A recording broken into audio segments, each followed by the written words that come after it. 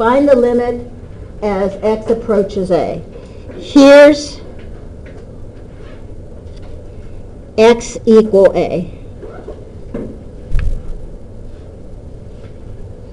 Now that says, take my fingers, come in from the left, come in from the right, and do they meet? Yes. Where do they meet? B. That's the y value. So that's when we can say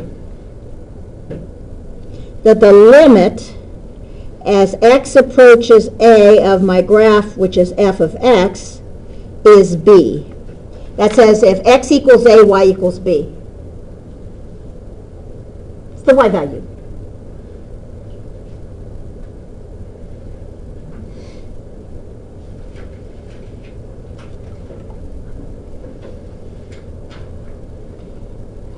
Now again,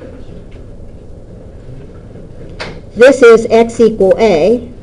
I want to go for the limit as x approaches a of f of x. Now, fingers. I come across. I come down. Do my fingers meet at all? No. Will they ever meet? No. If they never meet, do I have a limit? No, because they never meet. If they meet, I've got a y value. Remember, the limit's a y value. And if these two don't ever come together, there is no common y value.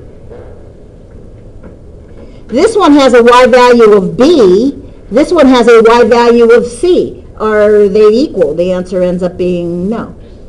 So what you write is, this does not exist.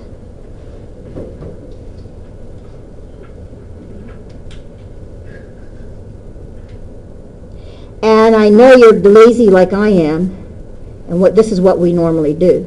We just put DNE, does not exist. Literally does not exist. Why? Because these two meet. It's as though you've got the two people running, you've got one person running, the other person running, and then when they finally come together, one's on the cliff and the other's on the beach.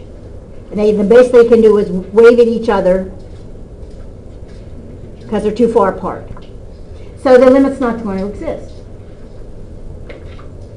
Now, by the way, non-existence is not the same as plus or minus infinity. Plus or minus infinity has a completely different meaning. Non-existent means it doesn't exist. There isn't anything that's going to make those two come together.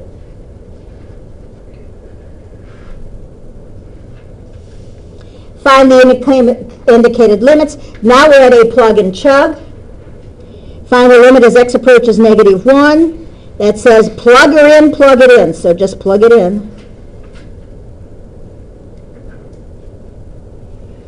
If I get a number, I'm done. Otherwise, right now, we've got a 0 to 0 form. It says algebra. We're going to work more with that later on. So this then becomes 1 cubed minus 2 times 1 squared plus 1 minus 3, which is, it's minus 1. So, which is minus 1. This is minus 2.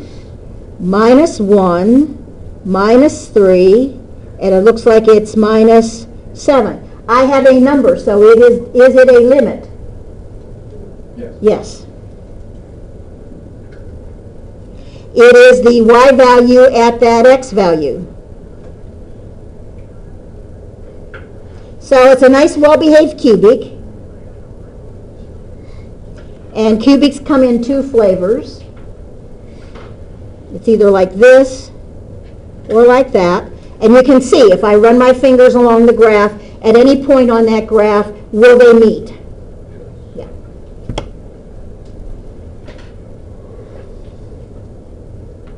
The limit as x approaches 1 of that thing. Well, what do? Plug in x equal 1. So you're going to have 2 times 1 plus 3 over 1 plus 1, which is 5 over 2. I have a number, so what do I know about that number? It is the limit. Where am I going to have a problem? Negative. At x equal what? Negative. -1, right? Because I have a division by 0. Yeah. We're going to talk about those at some point too.